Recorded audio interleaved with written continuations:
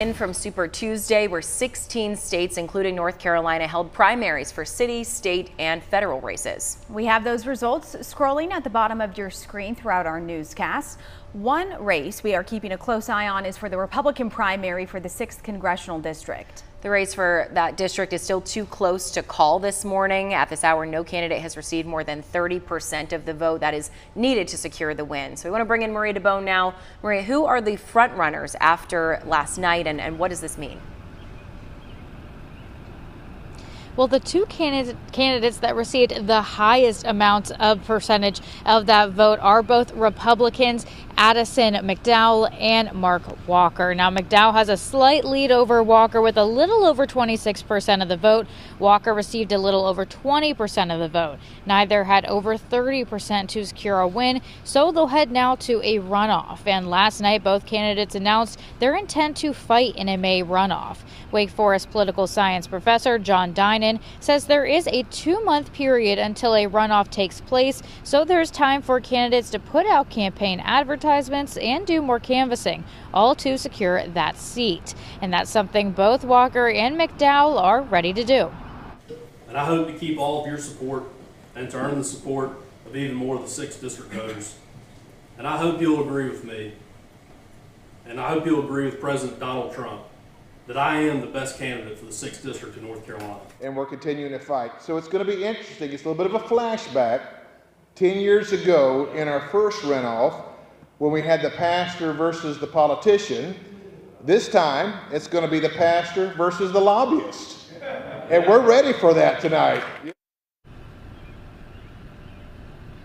And that winner of that race will head to Washington to take over Democrat Kathy Manning's seat. She recently gave up her seat, citing gerrymandering the districts as the reason for doing so. In Guilford County, Maria DeBone, WXII 12 News, and I'm going to toss it back now to Star Connor, who's in the studio for us. Star? All right. The North Carolina gubernatorial race is gearing up to be one of the most competitive and closely watched face-offs here in the Tar Heel state. Josh Stein, who has won for the Democrats, and Mark Robinson won for the Republicans. After last night's primary election, both of the men focused on winning over the voters in the November general election. Where we're going is we're going towards the substantive issues that all North Carolinians face. The things that will make North Carolina great, that will take her to her next level of success. What are those things? Those are those important things. Education and our economy. Those are the things we're going to focus on. We must build this economy from the bottom up and the middle out, not the top down. That is how we grow the middle class. In the studio, I'm Star Connor for WXII 12 News. And the single biggest day of primary contests has the two leading presidential candidates a lot closer to winning their party's nomination. President Joe Biden and former President Donald Trump racked up several hundred delegates across more than a dozen states yesterday for Super Tuesday. Amy Liu continues our coverage this morning at the White House. Amy, what does the current tally show at this hour? Audrey, Jackie, the Super Tuesday really just showed very little doubt on where the trajectory of this race is going to head towards to. Last night's votes really hinting to another Biden-Trump rematch, ultimately deciding who will be able to return right here to the White House. Now, former President Trump making some huge gains last night, jumping more than 500 delegates on the Republican side. His rival, Nikki Haley, picking up Vermont, denying Trump a full sweep of those states. Her campaign noting, quote, a large block of Republican primary voters are expressing deep concerns about Donald Trump, end quote. She once again is positioning herself as the best alternative to Trump, despite failing to mount a comeback in the overall delegate count. Trump is looking ahead, though, to the general election, giving a victory speech last night. We're going to straighten it out. We're going to close our borders. We're going to drill, baby, drill. We're going to get the inflation down. And we are going to make our country greater than ever before.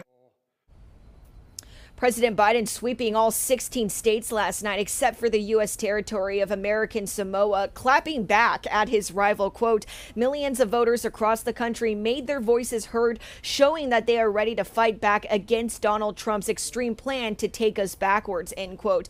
Now, Biden will likely be highlighting the last 3 years of his administration in his State of the Union address tomorrow night. That's before he makes campaign stops in Pennsylvania and Georgia this week.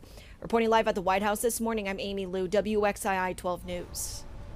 Amy, thank you for that live report. Now, there's a number of races we are still monitoring at this hour. Up first, we have North Carolina Attorney General. Current State Attorney General Josh Stein is running for state governor, leaving the position up for grabs. U.S. Representative Dan Bishop is running unopposed for the Republican nomination. So the Democrat Representative Jeff Jackson won the nomination to face Bishop.